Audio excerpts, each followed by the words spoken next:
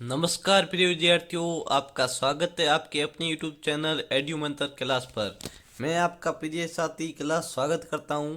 आज इस वीडियो के अंदर हम class 11th chemistry chapter number 9 जिसका नाम है हाइड्रोकार्बन, ये आपके ओल्ड एनसीईआरटी के अंदर चैप्टर नंबर 13 था। इसको आज हम डिस्कस करने वाले हैं। इसके मैं आपके लिए कंप्लीट नोट्स लेकर आया हूँ नीचे, और इस नोट्स को मैं आपको समझाऊंगा। इसके क्वेश्चन भी लेके आया हूँ, वो अभी आपको प्रैक्टिस करूंगा। ये चैप्टर इतना आसान है कि आप छुट्टियों में इसको एग्जाम में सॉल्व करके आओगे। तो बिना किसी देरी के आज के वीडियो को स्टार्ट करते हैं, ठीक है। इसके टॉपिक ये आप देख सकते हो, ये आपके स्क्रीनशॉट लेना ले सकते हो, ये टॉपिक आपके हैं। उसके बाद हमारा पहला है परिचय। परिचय इतना इम्पोर्टेंट नहीं है, इस हाइड्रोकार्बन की एक परिभाषा है।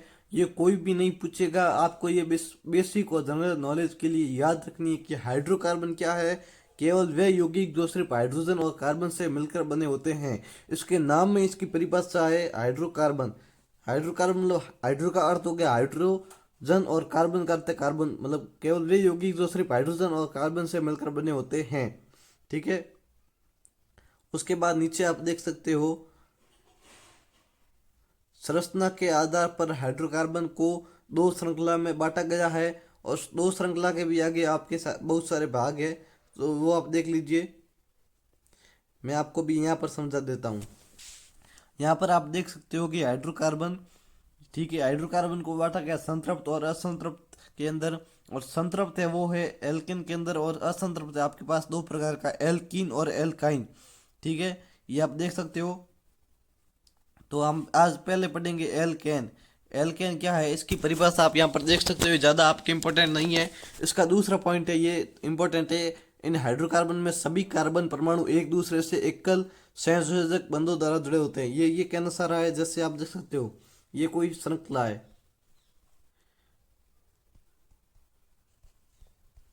तो ये आपके क्या होगी,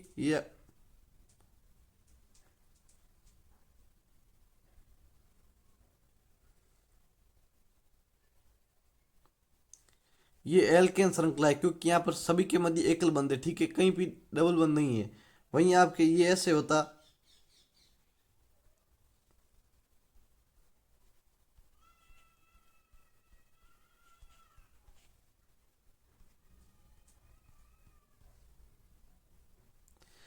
हालांकि यहाँ पे एकल बंदी है ज्यादातर, पर यहाँ बीच में एक डबल बंद आ गया, इसलिए ये एल्केन श्रृंखला के अंदर नहीं आएगा। ये दूसरी श्रृंखला के अंदर आएगा, वो मैं आपको आगे बता दूंगा। तो ये कहना सारा है कि इन हाइड्रोकार्बन में सभी कार्बन परमाणु एक दूसरे से, मतलब सभी कार्बन परमाणु को, केवल एक नहीं, सभी जितने भी उस श्रृंखला के अंदर मौजूद है, सभी कार्बन परमाणु एक दूसरे से एकल संयोजक बंधों द्वारा जुड़े होते हैं। इसका सामान्य सूत्र CnH2n+2 है, जहाँ n का अर्थ है कार्बन की संख्या, और ये n कहाँ से शुरू होगा, एक से शुरू होगा, ठीक है। इस श्रेणी का आपका प्रथम सदस्य है मेथेन CH4। सभी एल्किन में उपस्थित कार्बन परमाणु चतुष्फलकीय संरचना में व्यवस्थित होता है, ठीक है। अभी मैं आपको जो जो बताया, मैं आपको यहाँ पर दोबारा दिखा देता हूँ। देखो इसने क्या कहा था, इसका सामान्य सूत्र होगा CnH2n+2। और ये जो n है ये आपके पास, ये क्या है, n है ये आपके पास, ये क्या है, कार्बन की संख्या। n आपके पास क्या है, कार्बन की संख्या, ठीक है। और इसका सबसे छोटा सदस्य आपके पास मेथेन CH4।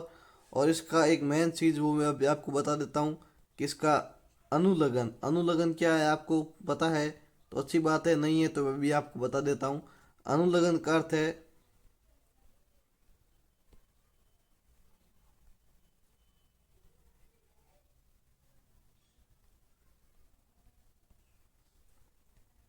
अनुलग्न होता है वो किसी शब्द के पीछे लगता है। आपने हिंदी में प्रत्यय और उपसर्ग पढ़ा होगा, उसी प्रकार से ये आपके क्या है, अनुलग्न है। अनुलग्न और एक पूर्व लगन होता है। आपके यहाँ पर अनुलग्न काम आएगा। यहाँ पर एल्केन का अनुलग्न है आपके पास एन।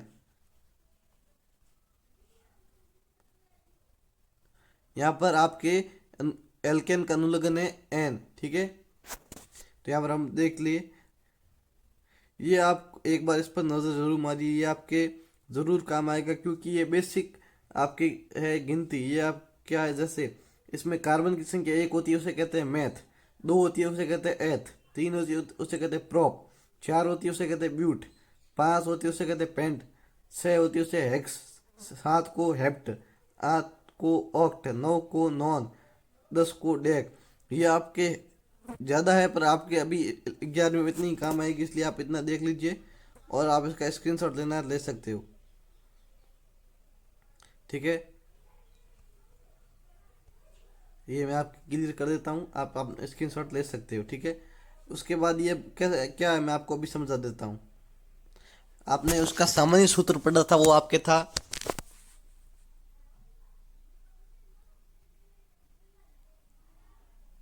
ठीक है, ये उसका सामान्य सूत्र था। अब जब एन बराबर आप एक रखोगे तो आपके पास ये आएगा।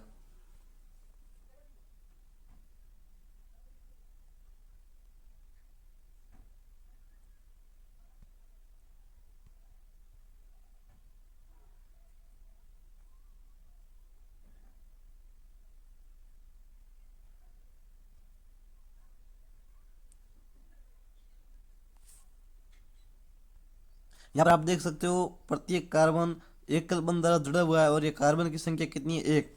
मैंने अभी आपको बताया था कार्बन की संख्या एक होती है, इसे क्या कहते हैं, मैथ। ठीक है, और उसके पहले मैंने आपको बताया था कि इसका जो आपका अनुलग्न होता है वो होता है एन। ठीक है, और सब एक दूसरे से सिंगल बंध द्वारा जुड़े होते हैं, इसका नाम क्या हो जाएगा, नाम आप देख लीजिए।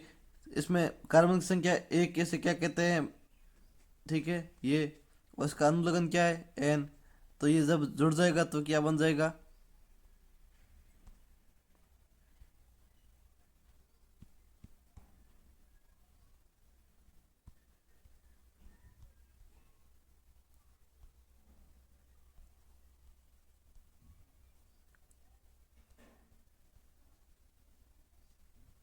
ये इसका नाम हो जाएगा। और ये आपके एल्केन श्रेणी का सबसे प्रथम सदस्य कौन है, मेथेन। ये आपको कैसे आया मैंने अभी आपको बताया था। आप जब एन बराबर एक रखोगे सूत्र के अंदर, तो जब ये आपके पास CH4 आएगा और इसकी आपको सब बनानी है डायग्राम, तो ये ऐसे बन जाएगा। ठीक है, और इसका एक को आपको मैथ कहते हैं, आपको पता है, और पीछे अनुलग्न एन लगता है तो मेथेन बन जाएगा। उसके बाद अगला हमारे पास है, इसमें आप देख सकते हो एल्केन में स्थित कार्बन के मध्य, ये आपके देख लीजिए ये इम्पोर्टेंट नहीं है। और इसके ये देख लीजिए एल्केन में उपस्थित कार्बन में 4 सिग्मा बंद होते हैं। आपके कितने सिग्मा बंद होते हैं, 4। ठीक है, उसके बाद यहाँ पर आप आगे देखिए इसके नाम है। जब आपका एन बराबर एक रखोगे तो आ जाएगा CH4, उसका क्या नाम हो जाएगा, मेथेन। इसको मार्स गैस भी कहते हैं। एन बराबर दो रखोगे तो CH3 ये एथेन। कैसे आएगा मैं भी आपको दिखा देता हूँ। जब आप एन बराबर दो रखोगे तो बस आपके पास ये आ जाएगा C2S4। जब आप इसको व्यवस्थित करोगे तो देखो प्रत्येक के मध्य सिंगल बंद है। ठीक है, यहाँ पर दो कार्बन है और कितने आपके 6 हाइड्रोजन है। यहाँ पर देख सकते हो, यहाँ पर भी 6 हाइड्रोजन और 2 कार्बन है। उसके बाद यहाँ पर आप देख सकते हो, मैंने अभी आपको पहले बताया था कि जब आपके पास दो हो तो उसको क्या कहते हैं, एथ। ठीक है, दो को एथ कहते हैं। इसका अनुलग्न मैंने आपको बताया था एन है, ये बन जाएगा पास एथेन। और इसको आप ऐसे भी लिख सकते हो, ये देखो पीछे आपके पास क्या था,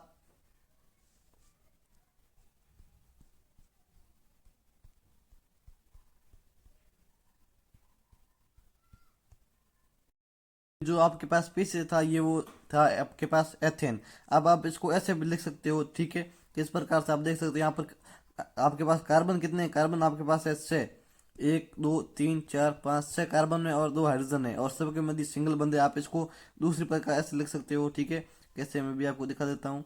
ये CH3 सिंगल बंद CH3। तो अभी आपको कहीं पर ये दोनों दिखाई दे, आप घबराना मत। ये भी आपके पास क्या है,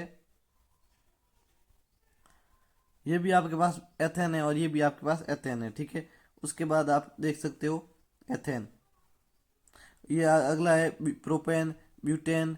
ये आप सब देख सकते हो और इनकी प्रैक्टिस आपको कैसी करनी है वो मैं आपको बता दूंगा अभी। ठीक है, यहाँ पर आप देख लीजिए आपके पास n बराबर 3 रखने पर क्या होता है। आप जब n बराबर 3 रखोगे तो आपके पास आएगा C3 एसेट।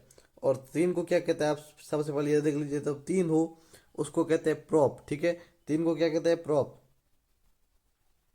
ठीक है, यहाँ पर कितने, 1 2 3 है। यहाँ पर ऐसे ऐसे हाइड्रोजन है, वो मैं लिख नहीं रहा हूँ, आप समझ जाओ।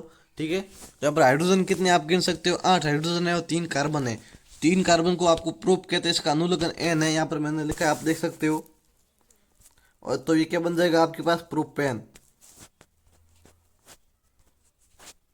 यहाँ पर आपको हैंड राइटिंग समझ नहीं आ रही, पर मैं बोल रहा हूँ वो सुनिए आप। ये क्या बन जाएगा, प्रोपेन। इसी प्रकार से जब आप एन बराबर 4 रखोगे, यहाँ पर आप एन बराबर 4 रखोगे तो आपके पास ये आएगा, ठीक है, C4H10।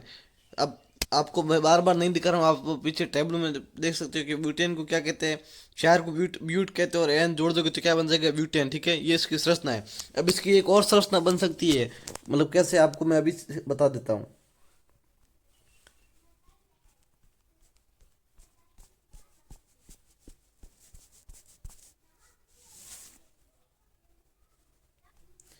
अब आप इस प्रकार से प्रैक्टिस करके आप खुद ये कर सकते हो आगे। आपको एज एन का मान रखते जाना और आप आगे आगे करते जाओगे, ठीक है। अब आपको ये क्वेश्चन आया है, निम्न संरचनाओं के IUPAC नामकरण दीजिए आप, ये ठीक है। इसको किस प्रकार से देना मैं अभी आपको समझा देता हूँ।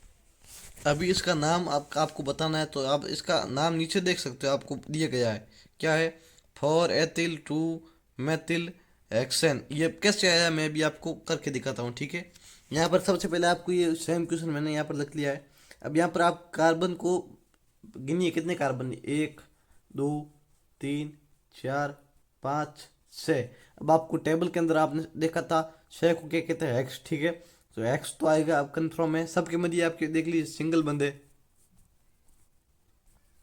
ठीक है। तो यहाँ पर सिंगल बंद होता है, वो क्या होता है, एल्किन श्रेणी का। उसका अनुलग्न क्या होता है, आपके मैंने बताया था, एन। तो ये एक्स एन तो हो जाएगा। अब आपको आगे क्या करना है, अब मैं आपको दिखा देता हूँ।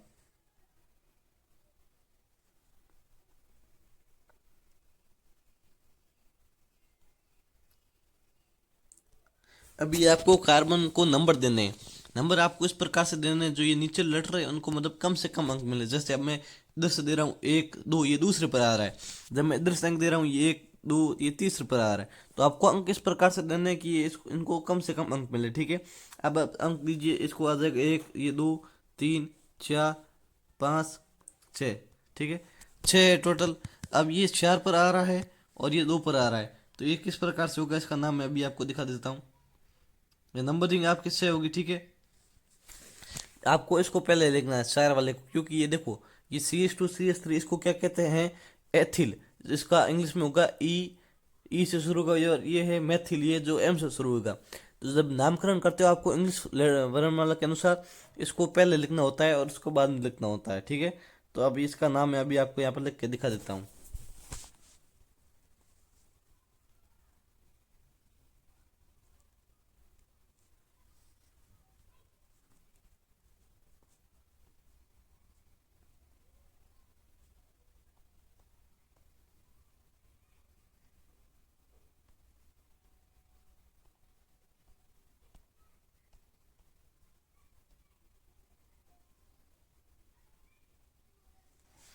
ये इसका आपका नाम हो जाएगा, क्या होगा, 4 एथिल, क्योंकि ये 4 नंबर पर एथिल ग्रुप है, और 2 मेथिल ये 2 नंबर पर है, और ये 6 कार्बन है, सबके मध्य सिंगल बंद है, इसलिए लगा देंगे हेक्सेन, ठीक है। इसी प्रकार आपका ये दूसरा क्वेश्चन है, ये आप खुद होमवर्क में ट्राई कीजिए। इसका आंसर तो आपको यहाँ पर दिख रहा है, पर ये कैसे आया है आप वो खुद ट्राई कीजिए, ठीक है। उसके बाद आपके नीचे आ रहा है, ये आपको नाम दे रखे, आपको इसमें बताना है इसका संरचना क्षेत्र क्या होगा। तो प्रिय विद्यार्थियों, आज के वीडियो में इतना ही है, मिलते हैं अगले वीडियो में, ठीक है। आज के वीडियो में आपको क्वेश्चन भी करा दिए, एल्केन का बेसिक बता भी दिया। तो अब नेक्स्ट वीडियो के अंदर हम ये क्वेश्चन नंबर 2 करेंगे, और समायोजकता क्या होती है इसका भी पूरा डिस्कस करेंगे, ठीक है।